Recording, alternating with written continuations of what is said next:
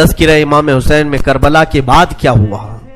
جب سارے شہید ہو گئے، ان کی لاشوں پر گھوڑے دوڑائے گئے، تو جو لوگ قریب آبادیوں کے لوگ تھے وہ آئے، ان لاشوں کو سمیٹا، کتنوں کو تو انہوں نے دفن کیا اور مولا حسین کو دفن کیا۔ اب بیویاں خیمے میں تھیں، قیدی بنائی گئی۔ سیدہ زینب فاطمہ زہرا کی سگی بیٹی، حسین ابن علی کی سگی بہن ہے، زوجات امام حسین ہیں، بی بی سکینہ ہیں۔ اس خیمے میں چند عورتیں رہ گئیں اور بیمار زین العابدین ہیں۔ یزیدی لشکر کی طرف سے لوگ آئے اور کہا کہ اپنے ہاتھ آگے بڑھاؤ۔ ہاتھ آگے بڑھائے گئے تو ان کو ہتھکڑیاں ڈال دی گئی۔ رسول اللہ کے گھر والوں کو ہتھکڑیاں ڈال کر باہر نکالا گیا، خیمے اجاڑ دیے گئے۔ بعض روایات یہ بتاتی ہیں کہ خیموں میں آگ لگا دی گئی۔ جب خیمے جل گئے، شام کا وقت تھا، مغرب کے بعد یہ لٹا ہوا تاخت و تاراج قافلہ کوفہ کی طرف جا رہا تھا۔ کربلا سے اب یہ کوفہ جا رہے تھے، لیکن ظالموں نے جتنے شہید ہوئے تھے ان کے سر سنبھال کر رکھے تھے۔ امام حسین ابن علی کا سر لے لیا، عباس علمبردار کا سر لے لیا، اور علی اکبر امام قاسم کے سر کاٹ کر لے لیے۔ سارے سروں کو انہوں نے، اس لیے کہ اس وقت ثبوت پیش کرنے کے لیے سر دکھانے پڑتے تھے کہ ہم نے ان کا قتل کیا ہے۔ اب سروں کو انہوں نے نیزوں میں ڈال دیا اور سروں کو لے کر نیزوں سے چلنے لگے۔ یہ سفر ان کا شروع ہوا، کوفہ کی طرف چلے۔ کیا ہے، ایک بڑی بات مجھے یاد آتی ہے۔ مولا حسین کی ایک کنیز تھی جس کا نام بی بی شیرین بتایا گیا ہے۔ وہ سیدہ فاطمہ زہرا رضی اللہ تعالیٰ عنہا کی بھی خدمت کر چکی ہیں۔ بی بی شیرین، اس کو حضرت امام حسین نے آزاد کر دیا تھا۔ وہ کہتی تھی کہ میں آزاد نہیں ہونا چاہتی ہوں۔ کہا تھا کہ تو بڑھاپے کو پہنچ چکی ہے، تجھے ہم نے آزاد کر دیا۔ اور اس کے بعد مولا حسین نے، جب یہ مدینہ طیبہ میں تھے، بی بی شیرین کو کہا تھا کہ تو آزاد ہے، جا۔ بہت سارا مال دیا تھا اور جمع کر کے کہا تھا کہ تو چلی جا، اپنی بقیہ زندگی آرام سے گزار۔ تو کہتی ہے ایک شرط ہے میری، میں اس شرط پر جاؤں گی۔ امام حسین ابن علی نے پوچھا کہ ہم نے تجھے کسی چیز سے روکا نہیں، منع نہیں کیا، کیا چیز تو چاہتی ہے؟ بی بی شیرین نے کہا تھا کہ مولا حسین، بس چاہتی ہوں کہ میں گھر بنا لوں، گھر میں رہوں، ایک بار آپ اپنے قدم رکھ دینا، ہم غریبوں کے گھر پر ایک بار آپ تشریف لے آئیں، میری وہ معراج ہو جائے گی۔ امام حسین نے کہا بس اتنی سی بات، ہم تو غریبوں کے گھر روز جانا پسند کرتے ہیں، ہم روز جانا پسند کریں، جا ٹھیک ہے تیرے گھر ہم آئیں گے۔ اور بی بی شیرین نے کہا نہیں مولا، میری ایک درخواست یہ ہے کہ آپ اپنے خاندان کے ساتھ آئیں گے، اپنے شہزادوں شہزادیوں عورتوں کے ساتھ آئیں گے۔ مولا حسین نے ساری عورتوں سے کہا دیکھو بی بی شیرین کہتی ہے اس کے گھر دعوت ہے، ہم سب آئیں گے۔ اور اس کو بطور مسکراتے ہوئے آپ نے فرمایا بی بی شیرین، ایسا نہ ہو کہ ہم آئیں اور تو پہچان ہی نہ سکے، ایسا نہ ہو کہ تو پہچان ہی نہ سکے۔ قدموں میں گر گئی، کہا کہ میں آپ کے گھر کی کھائی ہوئی، میں آپ کی پروردہ، کبھی آپ کو نہ پہچانوں، ایسا کیسے ہو سکتا ہے؟ وہ خاتون گئی، کوفہ کے قریب ایک چھوٹی سی بستی میں گھر بنایا، بڑا اچھا سا گھر بنایا، اور اس کی بستی والے بھی اس کی بڑی عزت کرتے تھے کہ یہ فاطمہ کے گھر کام کی ہوئی عورت ہے، حسین ابن علی کے گھر کام کی ہوئی عورت ہے۔ وہ ہر گھر میں جاتی تھی، بستی والوں سے کہتی تھی لوگوں دیکھنا میں نے گھر بنایا اور پیغام بھیج دیا ہے، فاطمہ کے لاڈلے شہزادہ رسول امام حسین نے مجھے وعدہ کیا ہے ایک بار وہ میرے گھر تشریف لائیں گے۔ بستی والے کہتے تھے کیا تیری قسمت ہے کہ تیرے گھر مولا حسین آنے کی بات کر چکے ہیں، رسول اللہ کا شہزادہ تیرے گھر آئے گا۔ سب اس کی گاؤں میں بڑی عزت تھی، لوگ کہتے تھے کہ اس کی بات پر حسین آنے والے ہیں۔ ایک بار جیسے ہی بی بی شیرین کو خبر ہوئی کہ امام حسین مدینہ سے مکہ نکل چکے ہیں اور مکہ سے کوفہ آنے والے ہیں، جیسے ہی یہ خبر ملی تو اس نے پیغام بھجوایا اور پھر اپنے گھر کو رنگ و روغن کرنا شروع کر دیا اور کمرے سجائے کہ مولا حسین کا قافلہ آ رہا ہے اور کوفہ جانے والے ہیں اور میرے گھر پر ٹھہریں گے۔ جنگ کی کوئی خبر ہی نہیں تھی۔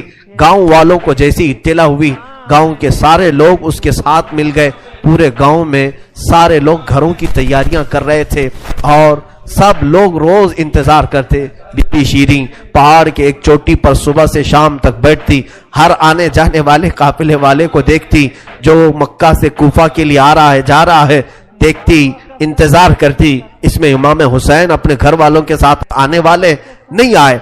कई दिन गुजर गए और इसी जमाने में एक रात ऐसी आई कि उसके घर एक औरत आई। कहा बीबी शीरीं उठो जल्दी। कहा क्या? कि हाकिमे बसरा इब्ने जियाद का लश्कर बहुत बड़ा लश्कर है और वो लश्कर बाहर आया हुआ है, तेरा बड़ा घर है, वो चाहते हैं कि आज की रात तेरे घर में गुजारे। कहा कौन लोग हैं, क्यों आए हैं? कहा सुना है कि एक बागी ने बगावत की थी और उसका सर कुचल दिया गया, उसे मार करके उसका सर लाया गया है और उसी को दमिश्क अमीरुल मोमिनीन यजीद के पास ले जाया जा रहा है। बीबी शीरीं ने कहा पता नहीं कौन सा बागी था, किसने बगावत की थी, किससे जंग हुई थी, खबर नहीं है। बहरहाल अगर हाकिम का काफिला घर के दरवाजे पर खड़ा है तो मैं दरवाजा खोल देती हूँ। दरवाजा उसने खोला, बहुत सारे रात का वक्त है, शहजादों के सर नेजों पर लटके हुए हैं। हुसैन इब्ने अली का चेहरा धूल में अटा हुआ था, जुल्फें चेहरे पर आई हुई थी, बीबियां सब बांदी बनाकर लाई गई थीं और सब जकड़ी हुई थीं, चेहरे उनके बालों से ढके हुए थे। इस खातून ने देखा और कहा हाय हाय अफसोस, कैदी आए हैं मेरे घर। मौला हुसैन कहते थे कैदियों के साथ अच्छा सुलूक किया जाए, कैदियों के साथ अच्छा सुलूक किया जाए। उसने अपने घर में अंदर दाखिल किया, जो हाकिम जो उसके सिपह सालार थे उन सबको अंदर बुलाया, रात गुजारने का मकाम दिया, जगह दिया और ये बीवियों को सहन के बाहर ही छोड़ दिया गया, इनको अंदर नहीं लाया गया। और इस खातून ने कहा इन कैदियों को भी तो लाओ, मेरा घर काफी बड़ा है, मैं अंदर सुला लूंगी। इसे अब तक ये खबर नहीं थी ये लुटा हुआ काफिला है किसका, आखिर ये लुटा हुआ काफिला किसका आया है। रात के वक्त उसने खाना बनाया, सारे फौजियों ने खाना खा लिया तो बीबी से कहा उन कैदियों को खाना मत देना, वो खाने के मुस्तहिक नहीं है। इसने चिल्ला करके कहा देखो हमारा दस्तूर ये है कि मैं फातिमा के घर काम कर चुकी, वहां फाके तो रखते थे लोग, घर में फाका तो होता था लेकिन बाहर आने वाले मेहमान को भूखा नहीं रखा जाता, वो चाहे कैदी हो बागी हो जिस तरह के हो, मुझसे जो बन सकेगा मैं खिलाऊंगी। उसने खाने बनाए और उसके बाद लेकर के आई और उसके बाद खाना जब सैयदा बीबी ज़ैनब के पास रखा तो बीबी ज़ैनब ने अपने दोनों हाथ दिखाए जो पीछे बंधे हुए थे।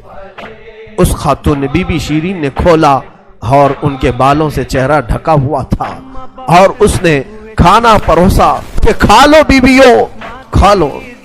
तो बीबी ज़ैनब ने पुकार करके अपने भाई का नाम लिया, या हुसैन इब्ने अली। तो बीबी शीरीं चौंक उठी, ये नाम तू क्यों ले रही है, ये नाम तो मेरे आका का है जिसकी मैं बांधी थी, मैं खिदमत गुजार थी, ये नाम तू क्यों ले रही है। बीबी ज़ैनब कहती है बीबी शीरीं क्या हमने तुझे पहचान लिया, बाबा नहीं कहते थे, किसी दिन हम घर पर आए और तू पहचान ही ना सके। ये जो ऊंचे नेज़े पर सर दिख रहा है तेरे आका मौला हुसैन का सर है और ये अली अकबर का सर है, ये कासिम का सर है। बीबी ज़ैनब पुकारती गई, बीबी शीरीं ने देखा और पुकार करके कहा मौला कैसी मेहमान नवाजी का वक्त तुमने दिया, क्या इस तरह भी कोई मेहमान बनता है किसी के घर। और ये कहती हुई गश खाकर गिर पड़ी, उस पर पानी डाला जाता, वो उठती फिर गश खा जाती, बेहोश हो जाती। सच कहा था मौला हुसैन ने, ए बीबी शीरीं हम तो वादा किए हैं आकर रहेंगे, कहीं ऐसा ना हो कि तू पहचान ही ना सके। सच कहा था मौला हुसैन, आप इस हालत में मेरे घर आए कि मैं पहचान ना सकी, क्योंकि वहमो गुमान में भी नहीं था कि फातिमा के लाडले का कटा हुआ सर कभी घर आ सकता। वो गश खा करके गिर गई, रिवायात में है। सुबह जब उठा लोगों ने, फौजियों ने उठ करके देखा तो बीबी शीरीं का जिस्म ठंडा पड़ चुका था, उसकी रूह निकल चुकी थी। गमे हुसैन में लोगों की जानें चली गई। यहाँ आज दो आंसू हमारे निकलते हैं तो लोग हमें बोलते हैं, गमे हुसैन में लोगों की रूह निकल गई। जो असली मोहब्बत करने वाले थे वो दुनिया से ही रुखसत हो गए। مولا حسین کی محبت کرنے والی بی بی شیری دنیا میں نہیں رہی. کہا آخری جملے اس کے یہ تھے، گھر بڑی آن شان سے اس لیے بنایا تھا کہ ایک بار مولا قدم رکھیں گے. اب انہوں نے قدم رکھ دیا تو اب جینے میں کوئی مزہ نہیں ہے، اب میری زندگی کی تمنا پوری ہو گئی ہے. اس کے بعد یہ قافلہ نکلا، کوفہ کی طرف جا رہا تھا، ابن زیاد تک پہنچنا تھا. حاکم بصرہ، حاکم کوفہ عبید اللہ بن زیاد کے پاس یہ قافلہ جانے سے پہلے کئی منزلوں پر رکا. دوسری رات آئی تھی. دوسری رات ایک گرجا گھر کے پاس ان کا قیام ہوا. وہ ایک عیسائی کا گرجا تھا، وہاں پر قیام ہوا. عیسائی نے دیکھا کہ بہت سارے کٹے ہوئے سر آئے. اس نے بھی اپنے چرچ میں رکنے کی اجازت دی. ہائے افسوس، عیسائی بھی رحم کھا رہے ہیں. کیسے وہ مسلمان تھے جو رسول اللہ کے گھر والوں پر رحم نہ کھا سکے. عیسائی نے رکنے کا وہاں پر رکنے کی اجازت دی. اس کے بعد کہا، رات کو اس نے کہا کہ یہ جو سروں پر، یہ جو نیزوں پر سر ہیں، کیا یہ ہمیں ایک رات کے لیے دو گے؟ لوگوں نے کہا لے لو لے لو، لیکن امانت کے ساتھ واپس کرنا کہ یہ ہمیں دمشق پہنچانا ہے. اس نے سر حسین کو لیا، دھول کو صاف کیا، اس لیے کہ اسے دور سے ہی اس چہرے میں کچھ چمک نظر آ رہی تھی. اس عیسائی راہب نے رات کے وقت دیکھا، ایک تخت پر رکھ کر کے سر حسین کا غور سے مطالعہ کرنے لگا اور اپنی پرانی کتابوں سے ملانے لگا. پرانی کتابیں پڑھتا تھا اور چہرہ دیکھتا تھا، بار بار دیکھتا تھا. پھر چیخ کر کے کہا، ہاں میں اپنے مقام کو پہنچ گیا، اس لیے کہ مقدس کتابوں میں لکھا ہوا ہے نبی کے آخری نبی کا نواسا ظلمن قتل کیا جائے گا اور اس راستے سے جائے گا، اور یہاں کی گرجا میں اگر رکے تو گرجا میں جو خدمت گزار ہے وہ اس کی خدمت کرے، مولا اسے جنت عطا کرے گا.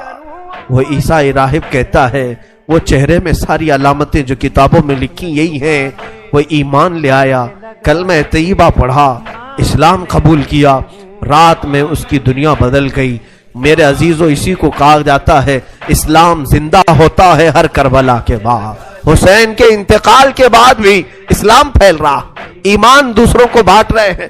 صبح تک اس گرجا میں رکے، پھر دن پورا گزارے اور شام کے وقت ٹھنڈے وقت میں کوچ کرنے کا ارادہ کیا اور سر امام حسین جو ان لوگوں نے نیزے پر لیا تھا اس کو ایک جگہ گاڑ دیا اور اس کے بعد اپنے پانی وغیرہ کے استعمال کے بعد قافلے کو کوچ کرنے کا حکم دیا.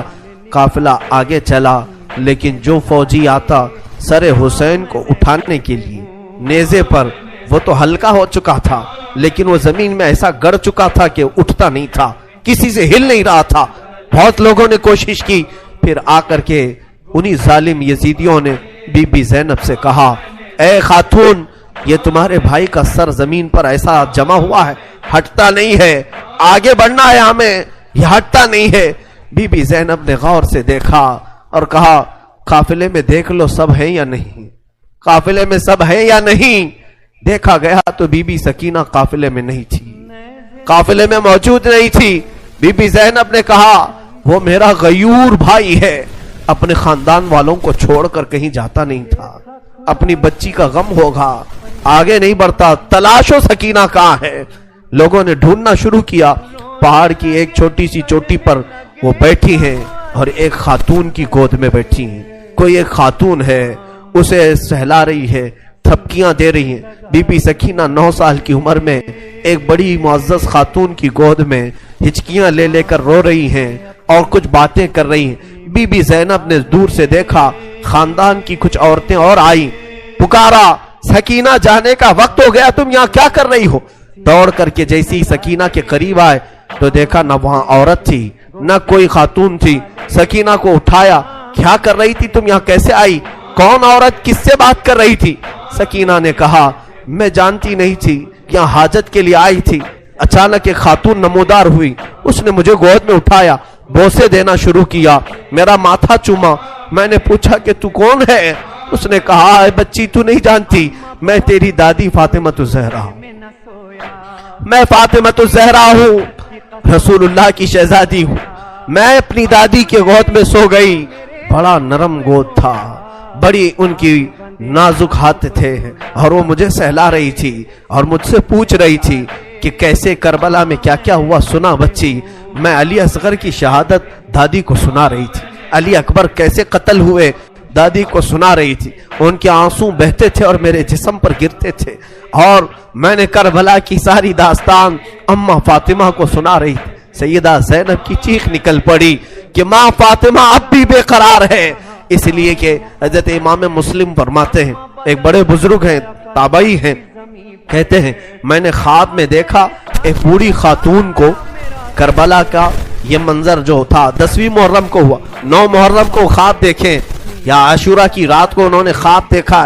कहते एक बूढ़ी औरत है, बड़ी उम्र वाली औरत है, जुब्बा उसके सर पर पड़ा हुआ है, झाड़ू लेकर मैदान झाड़ रही है, पूरा मैदान झाड़ा। तो ये इमाम मुस्लिम फरमाते हैं मैंने दूर से पुकार करके कहा बीबी कौन हो आप, ये मैदान क्यों झाड़ रही हो। उन्होंने पलटे बगैर कहा ऐ शख्स मैं रसूलुल्लाह की बेटी फातिमा ज़हरा हूँ, ये मैदान करबला है, मैं यहाँ झाड़ रही हूँ इसलिए कि कल मेरा लाडला यहाँ गिरने वाला है, कहीं कोई नोकीले कंकर उसके जिस्म में न चुभ जाए। मुझे दर्द होगा अगर हुसैन को कोई जमीन की कंकरियां चुभें, मैं साफ तो कर लूं। फातिमा ज़हरा का गम हम नहीं जान सकते मेरे अजीज, एहसास नहीं कर सकोगे। गम की दास्तानें बड़ी हैं, बहुत हैं, वाकयात सुनाने के लिए मेरे पास वक्त नहीं है, मैं समेटता हूँ। अजीजा ने गिरामी, ये ताख्त व ताराज काफिला, ये असीरान अहले बैत कूफा पहुंचे इब्ने जियाद के महल में। इब्ने जियाद ने देखा हुसैन इब्ने अली को ताने मारने लगा, कहा कि तुमने बड़ा गलत किया, तुमने यजीद के खिलाफ खुरूज किया, बगावत किया और उसके बाद बहुत सारी बेहुरमती करने के बाद इस काफिले को उसने दमिश्क रवाना किया। दमिश्क मुल्क शाम की राजधानी, आज भी मुल्क शाम में जिसको इंग्लिश में दमस्कस कहा जाता है, दिमश्क है वो असल। दिमश्क में जब ये काफिला पहुंचने लगा वहां के हालात अलग थे। बाजार शाम पर लानत हो, बाजार शाम पर का बुरा हो, वहां शाम का बाजार सजाया गया था, घर घर वहां सजाए गए थे और लोगों में ये जश्न का माहौल था कि आज बागियों के सर लाए जा रहे हैं और कैदियों को जकड़ करके मुल्क शाम खलीफा वक्त यजीद के दरबार में पेश किया जा रहा है। लोग छतों पर चढ़ चुके थे ये मंजर देखने के लिए, ये अलम जो उठा करके आ रहे थे लोग काफिले यजीद में। यजीदी लश्कर जो कूफा से दिमश्क दाखिल हो रहा था, दिमश्क के दरवाजे पर यह काफिला पहुंचा है, सरे इमाम हुसैन को नेज़े पर लेकर, अली अकबर, इमाम कासिम, अब्बास का सर लेकर ये लोग पहुंचे हुए हैं। अभी मुल्क शाम के बाजार में देखा अचानक तबले बजना शुरू हो गए, ढोलों की आवाजें बुलंद हो गई, बाजे शुरू हो गए और बहुत ज्यादा बांसुरियां बजने लगी और इस जश्न के माहौल में इस काफिले को लाया जा रहा है। आगे लोग नाचते हुए जा रहे हैं, खेलते हुए जा रहे हैं कि फतेह मुबीन यजीद का अच्छा हो, जय जयकार लग रही थी। खानदान अहले बैत को कैदी बना करके लाया गया है। मेरे अजीजों, उस खानदान अहले बैत के साथ वहां जो मामलात हुए, कई लोग थे जो देखने के लिए दूर दूर से आए थे। एक सहाबी हैं, वो कहते हैं मैं तिजारत के लिए गया था तो मुझे खबर हुई कि आज अहले बैत का काफिला यहाँ आ रहा है, तो मैं दौड़ता हुआ पहुंचा और जैसे ही मैंने देखा, देख करके मैं जब्त न कर सका, वो चेहरा आज नेज़े पर था जो कभी मेरे मुस्तफा के कंधे पर हुआ करता था। वो सहाबी कहते हैं उनके लबों पर मेरे आका अपने होंठ रखा करते थे, उनकी गर्दन को सूंघा करते थे। वो हुसैन की गर्दन को इन्होंने तलवार से अलग किया हुआ था और नेज़े पर ला रहे थे। वो सहाबी दौड़ते हुए आए, कहा मेरी जिंदगी का बुरा हो, मैं हुसैन का साथ नहीं दे सका, मैं हैदर के घर वालों का साथ नहीं दे सका। बच्चियां थीं जो कैदी बनाकर लाई गई थीं, दौड़ करके वो सहाबी आए और बीबी सकीना के पास आए। नन्ही सी 9 साल की उम्र की बच्ची भी कैदी बनकर आई, दौड़ करके साथ करीब आए, पूछा कि बच्ची मैं तुम्हारे गम में बराबर का शरीक हूं, मैं भी तुम्हारे गम में साथ हूं, अहले बैत का मैं वफादार हूं। उन्होंने तवज्जो नहीं की, इसलिए कि बीबी सकीना कहती हैं हम तो दुनिया से मायूस हो चुके थे, हमने कटने के वक्त किसी को आते हुए नहीं देखा, अब तमाशा देखने के लिए बहुत सारे लोग आते हैं, तवज्जो नहीं की। उस सहाबी रसूल ने आगे बढ़कर कहा कि सकीना मैं तुझे जानता हूं, तू हुसैन की बेटी है, تو فاطمہ کی لاڈلی ہے، تو شیر خدا کے گھر کی شہزادی، بتا کوئی حاجت ہو، کچھ کھانا پانی کوئی چیز۔ اللہ اللہ، یہ بھوکے اور پیاسوں نے کبھی کھانا کسی سے نہیں مانگا۔ پوری داستان کربلا سننا، کبھی انہوں نے روٹی نہیں مانگا، ہاں پانی ضرور مانگا ہے۔ پانی مانگنا انسانیت کے لیے عیب نہیں، روٹی مانگنا محتاجی کی علامت ہو سکتی ہے۔ بی بی سکینہ نے کہا کہ بڑی حاجتیں پوچھ رہے ہو، کیا میری حاجت پوری کرو گے؟ کہا بتاؤ بچی، میں اپنی طرف سے جو ہو سکے کروں گا، میرے پاس پیسے ہیں، مال ہے، میں اس سے جو چاہے کروں گا۔ بی بی سکینہ نے صرف ایک درخواست کی کہ میرے نانا کے صحابی، بس اتنا کام کر لو کہ یہ جو اونچے نیزے پر میرے بابا کا سر ہے، حسین ابن علی کا، اس سر کو تھوڑا آگے بڑھا دو، یہ جو جلوس میں جا رہا ہے آگے بڑھا دو۔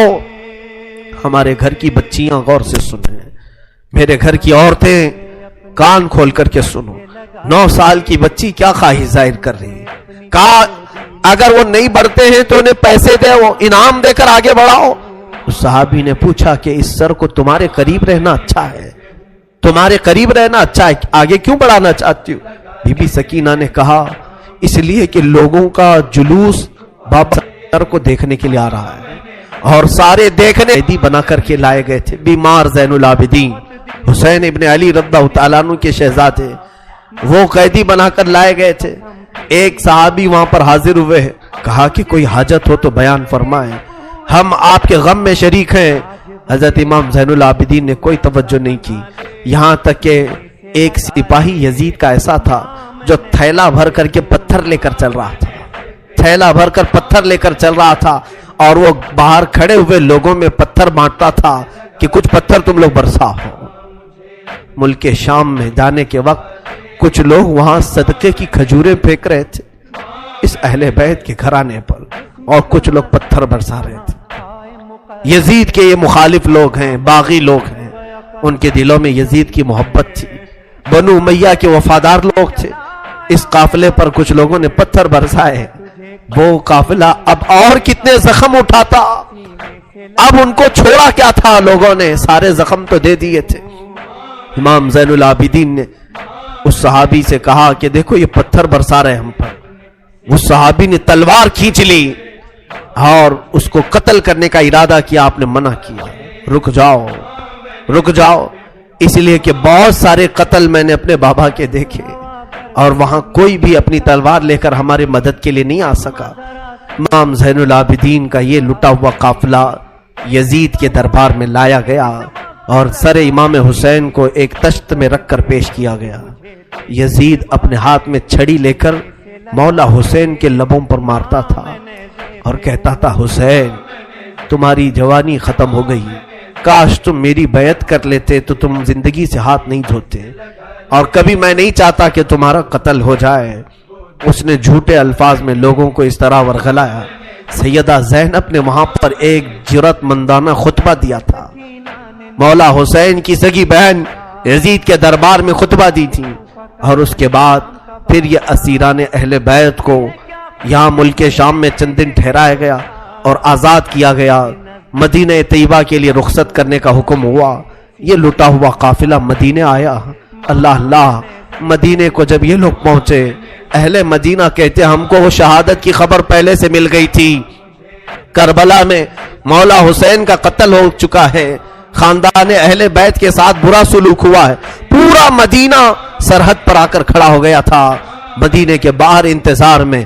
وہاں ننھی سی سغرا بھی تھی، مولا حسین کے کچھ گھر والے بھی تھے، وہ انتظار میں تھے۔ جیسے ہی لوگ مدینہ طیبہ میں داخل ہونے لگے، بیویوں کو دیکھ کر مدینے والے چیخ پڑے، سارے مدینے والے زارو قطار رونے لگے۔ سیدھا یہ قافلہ آیا بارگاہ رسول میں، مصطفیٰ صلی اللہ علیہ وسلم کی قبر انور کے پاس پہنچ گیا، اور پھر بی بی زینب وہاں کھڑے ہو کر شروع سے لے کر اخیر تک کی داستان میرے آقا کو سنانے لگی۔ یا رسول اللہ، آپ کا دوش پر سوار ہونے والا شہزادہ، آپ کا محبوب نظر حسین بڑے زخموں سے چور چور تھا۔ یا رسول اللہ، وہ کربلا میں لاشیں اٹھاتا رہا، پیاسا رہا، بھوکا رہا۔ مدینے کے لوگ کہتے ہیں پورا مدینہ صرف زندگی میں 2 مرتبہ سب سے زیادہ رویا ہے، ایک اس وقت جب میرے آقا کی وفات ہوئی تھی، جب میرے آقا کی وفات ہوئی تھی، دوسرا اس وقت جب اہل بیت کا قافلہ مدینے میں لٹ کر داخل ہوا تھا، سارے غموں سے نڈھال تھے، ہر کوئی پریشان حال تھا۔ بی بی صغرا ننھی سی تھی، 6 سال کی تھی، بار بار لپٹ کر کے بی بی زینب سے کہتی ہیں وہ ننھا بچہ کہاں ہے علی اصغر جس کے ساتھ میں کھیلتی تھی، وہ کہاں ہے، فلاں کہاں ہے۔ بچی کے دماغ میں جتنے یاد تھے سب کو پوچھا کرتی تھی۔ بی بی زینب کہتی ہیں ہر ایک کے جواب میں جب میں کہتی تھی وہ بھی انتقال کر گئے، وہ بھی انتقال کر گئے۔ بی بی صغرا پوچھتی تھی کیا کربلا میں موت سستے میں ملتی ہے؟ جہاں آپ لوگ گئے تھے موت بہت سستی ہے، اتنوں کو کیسے آپ نے موت کے گھاٹ اتار دیا؟ بی بی زینب کے پاس کوئی الفاظ نہیں تھے۔ امام زین العابدین کا زندگی بھر یہ حال تھا۔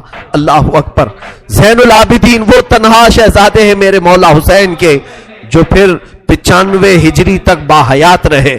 امام حسین کی شہادت ہونے کے بعد 61 ہجری میں جو شہادت ہوئی اس کے بعد سے سن 95 ہجری تک آپ باحیات رہے، لیکن روتے روتے آنکھوں کا پانی سوکھ گیا تھا۔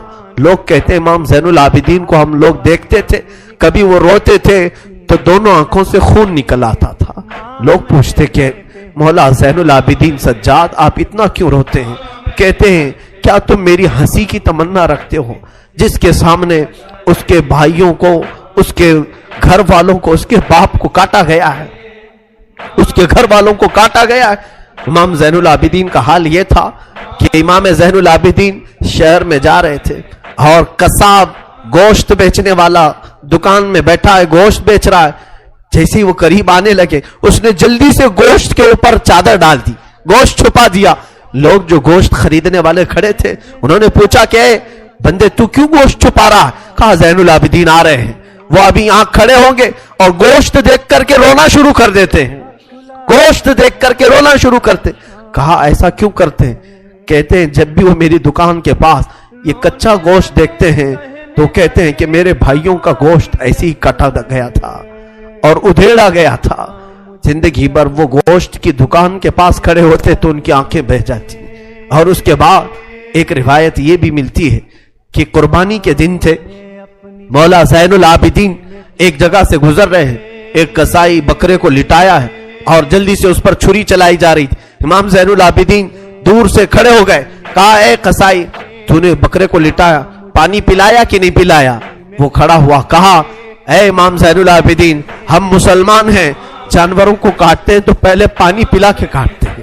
امام زین العابدین نے کربلا کی طرف منہ کیا، کہا مولا حسین مسلمان جانوروں کو پانی پلا کے کاٹتے ہیں، جانوروں کو پانی پلا کے کاٹتے ہیں، مگر اہل بیت کے کسی شہزادے کو ایک گھونٹ بھی پانی نہیں پلایا گیا اور انہیں ویسی پیاسا شہید کیا گیا ہے، پیاسا کاٹا گیا ہے۔ امام زین العابدین کی پوری زندگی ایک ایک چیز کو دیکھتے تو رونے لگ جاتے تھے کہ کربلا میں یہ چیز نہیں تھی، یہ چیز نہیں تھی۔ ایک وقت ایسا بھی آیا، کوفہ کا گورنر ابن زیاد، یہ اب اس کے برے دن شروع ہو چکے تھے۔ میں پھر دوسری تقریر میں عرض کروں گا، ظہر کی اذان انشاءاللہ تقریر کے بعد ہوگی۔ آج سارا مجمع یہاں پر ہے اور انشاءاللہ بغیر نماز پڑھے ہم تو یہاں سے جائیں گے نہیں، اور اذان لوگوں کو جمع کرنے کے لیے ہوتی ہے، جو آلریڈی جمع ہے پھر انہیں کیا جمع کیا جائے۔ اذان تو ہم دیں گے انشاءاللہ، صبر کریں۔ یہ وقت شہادت کا ہے، یہ وقت کربلا کی یاد کا ہے۔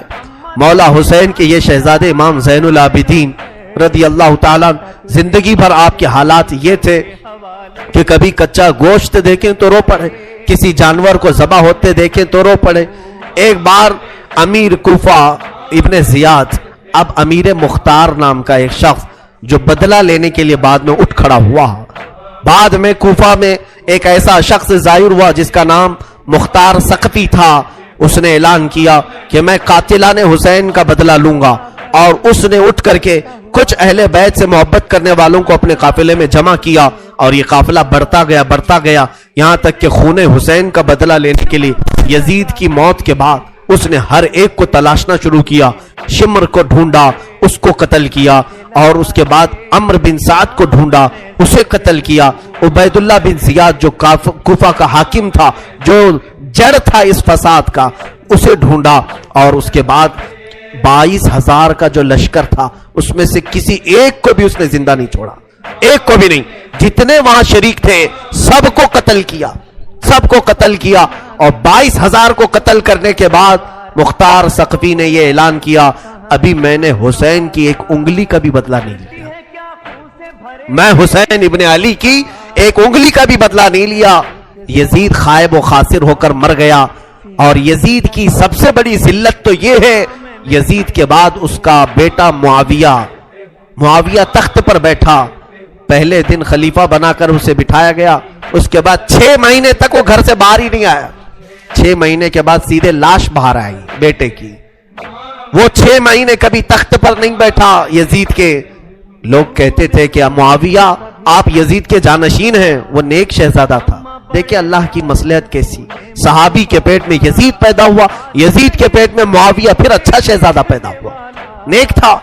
اس نے کہا، لوگ جب کہتے تخت پر بیٹھ جائیے تو اس نے اس تخت کی طرف دیکھ کر کے تھوک دیا اور کہا اس تخت پر بیٹھوں جس پر شہزادہ رسول کا خون لگا ہوا ہے، اس تخت پر بیٹھوں جو تخت حسین ابن علی کے گھر والوں سے رنگا ہوا ہے. کبھی اس تخت پر نہیں بیٹھا. اس کی یزید کی سب سے بڑی ذلت تو اسی پہ ہے کہ اس کا خود کا بیٹا اس کے تخت پر تھوک دیا، نہیں بیٹھ سکا. لیکن حسین کا چرچا آج بھی ہے، حسین کے شہزادے گلی کوچوں میں ہر جگہ ہے. سادات کی خوشبو تم محسوس کرو گے آج بھی. حسین ابن علی کے یہ صاحبزادے زین العابدین جہاں پر رہ رہے تھے خیمے میں، تو ایک مرتبہ ایسا ہوا کہ ابن زیاد جان بچاتا ہوا بھاگتا ہوا نکل آیا، کیونکہ مختار ثقفی اس کے پیچھے لگ گیا تھا، اپنے سواریوں کو دوڑا دیا تھا اس کے پیچھے کہ عبید اللہ بن زیاد جہاں بھی ملے اسے پکڑ کر کے لاؤ، اسے پکڑ کر کے لاؤ. تو سب اس کے پیچھے لگ گئے. مختار ثقفی کے ڈر سے عبید اللہ بن زیاد جان بچاتا ہوا بھاگتا ہوا ایک خیمے میں آیا. وہ خیمہ کسی اور کا نہیں، امام زین العابدین کا تھا. وہاں پر پہنچ گیا. آپ قرآن پاک کی تلاوت میں مصروف تھے. مختار ثقفی کے ڈر سے آنے والا یہ عبید اللہ بن زیاد ہانپ رہا تھا، کانپ رہا تھا. امام زین العابدین نے سر اٹھا کر کے دیکھا، کیا بات ہے؟ کہا پیاس کی شدت ہے، اگر تمہارے پاس پانی ہو تو پلاؤ. امام زین العابدین نے فوراً کھٹوری بھری اور پانی تھی، اس نے پانی پیا اور پھر کہا اور پانی ملے گا. انہوں نے اور ایک کھٹوری بھری اور پھر پانی پلایا. اس نے پیا، 3 کھٹوریاں پانی پیا. عبید اللہ بن زیاد یہ سوچنے لگا شاید امام زین العابدین نے مجھے پہچانا نہیں ہوگا. اس نے کہا آپ مجھے نہیں پہچانے ہوں گے شاید. آپ نے چہرہ اٹھایا تو آنکھوں میں خون تھا، آنکھوں میں خون تھا. کہا اے ظالم، تجھے نہیں پہچانوں گا؟ تیری وجہ سے میرا پورا گھرانہ لٹ گیا، میرا پورا خاندان تو نے تباہ کیا، بھوکا اور پیاسا کربلا میں تڑپایا، تجھے نہیں پہچانوں گا؟ تو عبید اللہ بن زیاد بدبخت نہیں ہے؟ تو اس نے کہا جب آپ نے پہچانا تو پانی پلا رہے ہو.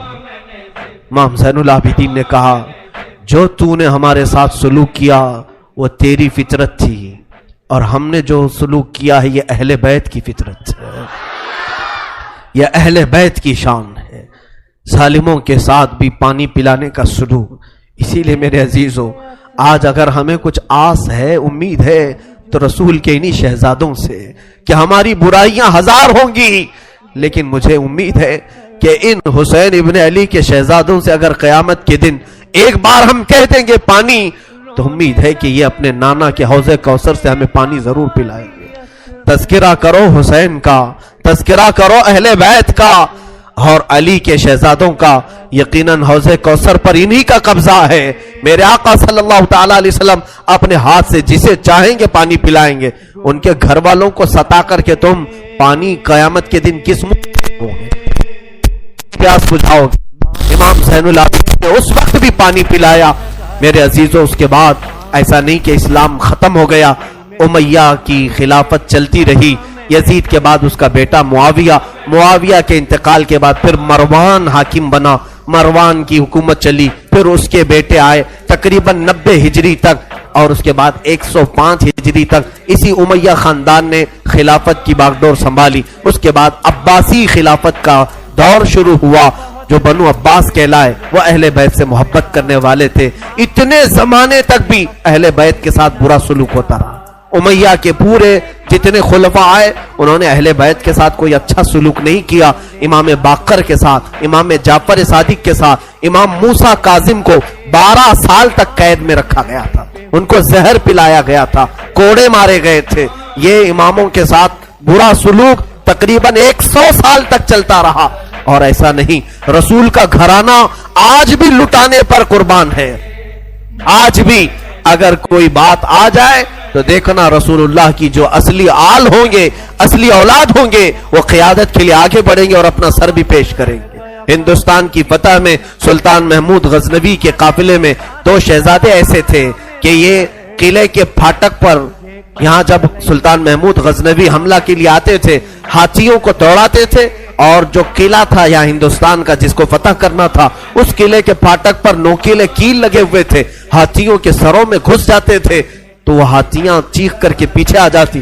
قلعہ فتح نہیں ہوتا تھا. رات کو خواب میں محمود غزنوی نے دیکھا حضور پاک صلی اللہ علیہ وسلم تشریف لائے. محمود غزنوی بادشاہ ہے. پوچھا یا رسول اللہ ہندوستان فتح کیسے ہوگا؟ میرے آقا نے فرمایا تیری فوج میں میرے 2 شہزادے ہیں، ان سے مشورہ لے، وہ جو کہیں گے تو اس پر عمل کر. صبح اٹھا تو فوج میں دیکھا تو 2 آل رسول تھے، 2 نوجوان تھے. حاضر ہوا، کہا آپ میری فوج میں ہیں، میں نہیں جانتا تھا، آپ مجھے مشورہ دیں کہ کیا کرنا ہے. جانتے ہو دونوں شہزادوں نے کیا مشورہ دیا؟ پہلے وعدہ لیا سلطان جو ہم کہیں گے اس پر عمل کرنا ہوگا. کہا بالکل عمل کروں گا. کہا بات در حقیقت یہ ہے جب تم ہاتھیوں کو دوڑاتے ہو یہ قلعے کا پھاٹک توڑنے کے لیے، اس قلعے پر نوکیلے کیل لگے ہوئے ہیں، وہ ہاتھیوں کے سر میں گھس جاتے ہیں، اس وجہ سے ہاتھی توڑ نہیں پاتے. کل صبح جب حملے کے لیے تم ہاتھیوں کو تیار کرو، ایک کام کرنا، ایک ہاتھی کے سر پر مجھے باندھنا، دوسرے ہاتھی کے سر پر میرے بھائی کو باندھنا. یہ دونوں شہزادوں نے کہا. محمود غزنوی تڑپ گیا، کانپ گیا، قیامت کے دن میں کیا جواب دوں، اور وہ منہ چھپا کر بھاگ آیا. دونوں شہزادے باہر آئے اور فوجیوں کو حکم دیا ہاتھیوں کے سروں پر ہمیں باندھا جائے. وہ خود انہوں نے ہاتھیوں کے سروں پر اپنے آپ کو باندھا. ہاتھی دوڑائے گئے اور ہاتھی دوڑ کر جیسے ہی قلعے کے دروازے پر ٹکر مارا اور وہ نوکیلے کیل انہی شہزادوں کے سینوں میں ایسے پیوست ہو گئے، اتنی تیزی سے چپ گئے کہ دونوں کی لاشیں انہی پھاٹک پر لٹکی رہ گئی اور وہ دروازہ ٹوٹ کر کے گر گیا اور ہندوستان میں اسلام کا پرچم لہرائے گئے. یہاں پر بھی خون آل رسول ہے. میرے عزیزوں، یہ اہل بیت کے دم قدم سے ہم آج اسلام کی بہاریں دیکھ رہے ہیں. یہ سارا صحرا ان قربانیوں کو جاتا ہے. آج ہم نے تذکرہ امام حسین کیا. کچھ ذمہ داریوں کی بات اخیر میں کر جاؤں. آج جتنے بھی جوان یہاں حاضر ہیں میں حسین کا انہیں واسطہ دیتا ہوں، حسین کے لاڈلوں کا واسطہ دیتا ہوں. خیرت کرو، اب شرم کرو. اب تمہاری زندگی گزارنے کے وہ طریقے نہیں ہونا چاہیے جس طریقوں پر تم آج جی رہے ہو. آج تمہارے چہروں پر نہ حسین کی کوئی علامت ہے، نہ کربلا والوں کی کوئی علامت ہے. اے میرے عزیز بچوں، اے میری ماں اور بہنوں، اٹھو. کربلا والوں سے اگر تم محبت کرتے ہو تو آج علم حسین لو. اور علم حسین کا نام پنجا نہیں بلکہ در حقیقت علم حسین قرآن مجید کا نام ہے. تم اپنے ہاتھوں میں اس مصحف پاک کو اٹھاؤ. کیا تم نہیں دیکھتے سر امام حسین بھی تلاوت کر رہا تھا جب دمشق کے بازار میں حسین کا سر لایا گیا تھا؟ اس وقت بھی لوگوں نے دیکھا نیزے کے اوپر سے امام حسین کے لبوں سے یاسین مبارکہ کی تلاوت کی آواز آ رہی تھی. وہ حسین کٹے ہوئے سر سے بھی جب تلاوت کر سکتے ہیں، تم کیوں تلاوت نہیں کرتے؟ آج قرآن کیوں نہیں پڑھتے؟ قرآن کو کیوں ہاتھ نہیں لگاتے؟ آج ہمارے گھروں میں جو اندھیرا ہے یہ قرآن نہ پڑھنے کی وجہ سے. میرے آقا نے سچ فرمایا کہ تم اپنے گھروں کو قبرستان نہ بناؤ. جس گھر میں قرآن نہیں پڑھا جاتا اس گھر کو کہا گیا یہاں میتیں رہتی ہیں، یہاں مردے رہتے ہیں. کتنے گھروں میں قرآن پڑھا جا رہا ہے. مردوں کا گھر بنائے ہو. بچیوں کو بٹھاؤ، بچوں کو بٹھاؤ، قرآن ان کے ہاتھ میں دو، قرآن کی طرف توجہ کرو. اگر ایک بار پھر پلٹ آئی یہ امت تعلیمات اسلام کی طرف، مجال ہے کہ کوئی تمہاری طرف آنکھ اٹھا کر کے دیکھے. میں یہ چیلنج کے ساتھ کہتا ہوں تمہارے پاس ایمان کی جو دولت ہے پوری دنیا چھان مارو گے یہ دولت کسی قوم کے پاس نہیں ہے، کسی کے پاس نہیں. تمہارے پاس محبت رسول ہے، تمہارے پاس محبت علی ہے، تمہارے پاس محبت حسین ہے، تمہارے پاس اولیاء کاملین کے کردار ہیں, تمہارے پاس ساری علامتیں تبرکات ہیں, تم کیوں پیچھے ہو؟ تمہارا پیچھے رہنا تو افسوس کی بات ہے. آج لوگ تمہیں بزدل بنا رہے ہیں, آج لوگ تمہارے اوپر خوف کا ماحول طاری کیے ہوئے, ڈر کا ماحول طاری کیے ہوئے. شاید یا تم نے دیکھا بھی ہوگا, ہزاروں تقریریں ہیں, میں اپنی تعریف کے لیے نہیں کہہ رہا ہوں, ہزاروں خطبہ ہیں, چند ہی بولتے ہوں گے لوگ, اس لیے کہ خطبہ واعظین مقررین کی زبانوں کو بھی بند کرنے کی کوشش کر رہے ہیں. کتنے تو مجھے بولتے ہیں, یوں نہ بولو مولانا, بہت جلدی گرفتار ہو جاؤ گے, بہت جلدی جیل میں چلے جاؤ گے, حکومت کی تمہارے اوپر نظر ہے, ڈپارٹمنٹ میں تمہارے ریکارڈ ہیں, بہت ساری باتیں ہیں. میرے عزیزوں, ایک طرف میرے پاس یہ امت مصطفیٰ بھولی بھٹکی ہوئی قوم ہے, ایک طرف میرے آقا کی قرآن عظیم ہے, اور حسین اعظم کے کربلا کے واقعات ہیں. مجھے بتاؤ, کیا حسین ابن علی کا سامنا قیامت کے دن نہیں کرنا ہوگا؟ کیا ہم جیسوں کو پکڑ کر قیامت میں نہیں پوچھا جائے گا, مولا نے تجھے زبان دی تھی, مولا نے تجھے قرآن کا علم دیا تھا, رب نے تجھے حدیثیں عطا کی تھی, تو نے اپنے حبیب کی امت کے ساتھ کیا سلوک کیا؟ کیا تو انہیں سبحان اللہ اور نعروں میں ہی سلا دیا کرتا تھا؟ اگر قیامت کے دن مجھے یہ سوال ہوگا, میں کیا جواب دوں گا؟ اس لیے میں یہ بہتر سمجھتا ہوں, حق بولنے پر اگر گرفتاری ہو جائے تو میری گرفتاری کوئی معنی نہیں رکھتی, اس لیے کہ مجھ سے کئی لاکھ درجہ گنا بہتر امام زین العابدین جب گرفتار کیے جا سکتے ہیں اور مولا حسین کے گھر والوں کو قیدی بنایا جا سکتا ہے, تو ہماری لاکھوں زندگیاں ان کی قید پر قربان ہوں. ہمیں قید سے ڈر نہیں ہے, ہمیں کوئی گرفتاری سے خوف نہیں ہے, اور ہماری زبانوں کو خریدنے کی کوشش بھی نہ کرو, ہمارے الفاظ کو خریدنے کی کوشش نہ کرو. اے مسلمانوں, میں جو بول رہا ہوں ایک بات یاد رکھنا, اگر لوگوں میں بدگمانی ہے میرے متعلق, بدگمانی کرتے ہو پیسوں کے لیے, مال کے لیے, یا میں اپنی فیلڈ بنانے کے لیے بول رہا ہوں, تم خام خیالی میں ہو. انشاءاللہ میں کس مقصد سے بول رہا تھا اور تم کس مقصد سے سن رہے تھے, آج میں صفائی نہیں دوں گا, کل بروز قیامت رسول اللہ کے سامنے فیصلہ ہو جائے گا, قیامت کے دن فیصلہ ہو جائے گا انشاءاللہ. میرا وجدان یہ کہتا ہے, میں کہاں کھڑا رہوں گا اور تم کہاں کھڑے رہو گے, یہ قیامت کے دن ہی پتا چلے گا, قیامت کے دن پتا چلے گا. اگر میری بات آج آپ تک پہنچتی ہے تو عمل کی طرف آؤ, ہیلے بہانے نہ کرو. مجھے مارنا ہے مار لو, مجھے کوسنا ہے کوس لو, دو چار گالیاں مجھے دے لو اگر دل ٹھنڈا ہوتا ہے. میرے اخلاق برے ہیں, میرے اعمال برے ہیں, ہو سکتا ہے میں نکما ہوں, ہو سکتا ہے میں کم علم ہوں, ساری باتیں مجھے منظور ہیں, لیکن جس چیز کی طرف میں تمہیں دعوت دے رہا ہوں وہ دعوت کو ہلکا مت سمجھو, اس بیان کو ہلکا نہ سمجھو. میں تو تمہیں محبت رسول کی طرف بلا رہا ہوں, میں تمہیں مولا حسین کے کردار کی طرف بلا رہا ہوں, اسے تو نہ کوسو. میں کمتر ضرور ہوں, لیکن جس کی دعوت دے رہا ہوں وہ دعوت کمتر نہیں ہے, وہ دعوت ہلکی نہیں ہے. آؤ, میں ہزاروں نوجوانوں کی آج زندگیوں کو دیکھ رہا ہوں, تمہارے ہاتھوں میں آج دنیا نے کیا پکڑایا ہے, گندے نغمے, گندے موبائل کی فحش تصویریں. تم اسی کو دیکھ کر رات گزار رہے ہو, اسی سے صبح کر رہے ہو, تمہارے کان نغمے سن کر سوتے ہیں اور گانوں کی دھن پر صبح کرتے ہو. یہی اخلاق کل قیامت میں مولا حسین کے سامنے تم کھڑے ہو گے. حشر کے دن تمہیں رسول اللہ کے سامنے کھڑا ہونا ہے, ان کے بچوں کے ہاتھ میں. ارے 11 سال کا بچہ جب تلوار اٹھایا تھا, تم اپنا موبائل اٹھا کر کے اس کو دکھاؤ گے. میں نے جوانی میں موبائل اٹھایا ہے, انہوں نے تلواریں اٹھائی تھی, کس لیے؟ امت مصطفیٰ کی حمایت کے لیے, شریعت طاہرہ کی حفاظت کے لیے. اس لیے میرا آخری یہ میسج ہے کہ اٹھو وہ گرنا حشر نہ ہوگا پھر کبھی, دوڑو کے زمانہ چال اپنی چل گیا, قوت عشق سے ہر پست کو بالا کر دو, دہر میں نام محمد سے اجالا کر دو, کی محمد سے وفا تو نے تو ہم تیرے ہیں, یہ جہاں چیز ہے کیا لوح و قلم تیرے ہیں. اقبال نے سچ کہا تھا, نہیں تیرا نشیمن قصر سلطانی کے گنبد پر, تو شاہین ہے بسیرا کر پہاڑوں کی چٹانوں پر.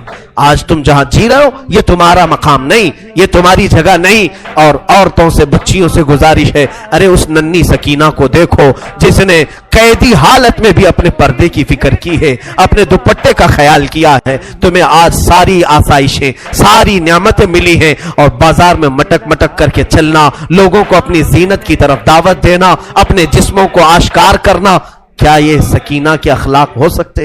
فاطمہ کے گھر کے اخلاق ہو سکتے؟ بچیاں توبہ کرو, تمہارا جسم شیطان آوارہ کرنا چاہتا ہے.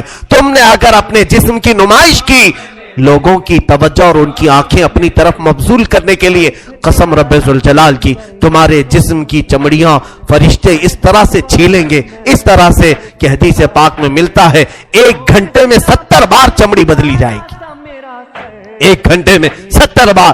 ذرا بلیڈ سے چمڑی نکال کر کے دیکھنا، پتا چلے گا چمڑی ادھیڑنے کی سزا کیا ہوتی۔ اگر تم نے اپنے عورتوں کی حفاظت نہیں کی، اپنے سطر کی حفاظت نہیں کی، بڑی سزا میں گرفتار ہو جاؤ گے، بہت بھیانک عذاب میں گرفتار ہو جاؤ گے۔ قیامت کے منظر کو اب چندہ ضرورت نہیں کہ میں اپنی بات کو طویل کروں، میں صرف میسج یہی دینا چاہتا تھا، آج قرآن کو پھر سے عام کرو، آج عہد کر کے اٹھو کہ شریعت مصطفیٰ کو پھر سے ہم قائم کر کے دکھائیں گے۔ اذانیں ہوں گی تو اپنے کاموں میں نہیں، ہم مسجدوں میں سر جھکانے کے لیے آئیں گے، اس لیے کہ مولا حسین تلواروں کی جھنکار میں جب سجدہ کر سکتے ہیں تو آج ہمیں نعمتوں میں اللہ کھلا رہا ہے، پلا رہا ہے، سلا رہا ہے، کیوں ہم بستر چھوڑ کر ایک بار مسجد نہیں آ سکتے؟ ہم اپنی دکان چھوڑ کر مسجد نہیں آ سکتے؟ ہم اپنا کام چھوڑ کر مسجد نہیں آ سکتے؟ میرے عزیزوں، اگر مسجد نہ ملے، جہاں میسر ہو سجدہ کر لو، جہاں موقع ملے اپنی نماز کمپلیٹ کر لو، اس لیے کہ قیامت کے دن یہ اگر تمہاری کچی رہی تو سارے معاملات میں پھنس جاؤ گے۔ جس کی نمازیں نکل گئی پھر وہ ہر چیز میں نکل جائے گا انشاءاللہ العزیز۔ اخیر میں انشاءاللہ العزیز اذان کے بعد میں دو چند آپ کے سامنے اعلانات پیش کروں گا۔ بارگاہ الہی میں دعا ہے مولا کریم کہنے سننے سے زیادہ عمل کی توفیق عطا فرمائے۔ اے رب قدیر، آج جو بھی شہادت امام حسین کا تذکرہ ہوا، اے ذوالجلال خدا، ہم سب کی آوازوں کو تو سن رہا ہے، ہمارے آہو بکا کو تو جانتا ہے۔ ہم غم حسین میں آج بیٹھے ہیں تیرے گھر میں، مولا جتنے یہاں حاضر ہیں سب کی حاجتیں پوری فرما دے۔ مولا جتنے سن رہے ہیں، خواتین، بچے، بچیاں دور دراز سے جو اس پروگرام کو سن رہی ہیں، شامل ہیں، مولا ان سب کو بھی ہم دعاؤں میں شامل کرتے ہیں۔ مولا حسین کی برکتیں ان سب کو بھی عطا فرما۔